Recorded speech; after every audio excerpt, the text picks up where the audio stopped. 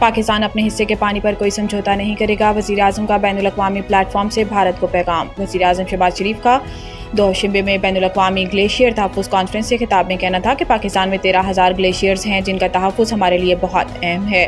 پاکستان کے پانی کا نصف حصہ گلیشیئر سے حاصل ہوتا ہے۔ ان کا کہنا تھا کہ ماحولیاتی تبدیلی کے باعث پاکستان کے گلیشیئرز تیزی سے پگھل رہے ہیں۔ زہریلی گیسوں کے اخراج میں انتہائی کم حصہ ہونے کے باوجود پاکستان دنیا کے ان 10 ممالک میں شامل ہے جو ماحولیاتی تبدیلی سے سب سے زیادہ متاثر ہیں۔ انہوں نے مزید کہا کہ 2022 میں ماحولیاتی تبدیلی کی وجہ سے سیلاب اور طوفانی بارشوں کا سامنا کرنا پڑا۔ ماحولیاتی تبدیلی کے باعث ایکو سسٹم بھی متاثر ہو رہا ہے۔ وزیر اعظم پاکستان کا کہنا تھا کہ ترقی یافتہ ممالک ماحولیاتی تبدیلی کے چیلنج سے نمٹنے کے لیے اپنی ذمہ داریاں پوری کریں اور ترقی پذیر ممالک میں ارلی وارننگ سسٹم میں سرمایہ کاری بڑھائیں۔ بھارتی آبی جارحیت پر گفتگو کرتے ہوئے وزیر اعظم شہباز شریف کا کہنا تھا کہ بھارت کا سنٹاس معاہدے کو یک طرفہ طور پر معطل کرنے کا فیصلہ قابل مذمت ہے۔ پاکستان اپنے حصے کے پانی پر کوئی سمجھوتا نہیں کرے گا۔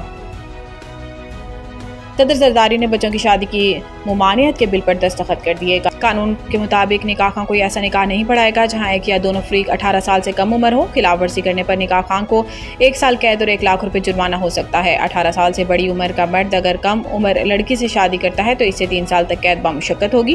بچوں کی شادی کی ممانعت کا بل قومی اسمبلی میں شرمیلا فاروقی نے پیش کیا تھا جبکہ سینٹ میں یہ بل شری رحمان نے پیش کیا تھا۔ قانون میں کہا گیا ہے کہ عدالت کو علم ہو کہ کم عمر بچوں کی شادی کی جا رہی ہے تو وہ ایسی شادی کو روکنے کے لیے حکم جاری کرے گی۔ عدالت کو اطلاع دینے والا فریق اپنی شناخت چھپانا چاہے تو عدالت اسے تحفظ بھی دے گی۔ پاک بھارت حالیہ جنگ کے بعد فیلڈ مارشل عاصم منیر زیادہ مضبوط و مقبول ہوئے۔ معروف تھنک ٹینک انٹرنیشنل انسٹی ٹیوٹ فار اسٹریٹجک اسٹڈیز کے زیر اہتمام مذاکرے کے دوران شرکا نے اپنے خیالات کا اظہار کرتے ہوئے کہا کہ پاک بھارت حالیہ جنگ کے بعد جنرل عاصم منیر زیادہ مضبوط اور مقبول ہوئے۔ مذاکرے کا موضوع پاک بھارت عسکری تنازع اور علاقائی استحکام اور سلامتی کے امکانات تھا۔ مذاکرے میں شریک شرکا کا کہنا تھا کہ کسی غیر جانبدار یا کسی تیسرے ملک کی بات چیت سے استحکام میں مدد مل سکتی ہے۔ خیال رہے کہ رواں ماہ ہی وفاقی کابینہ نے جنرل سید عاصم منیر کو فیلڈ مارشل کے عہدے پر ترقی دینے کی منظوری دی تھی۔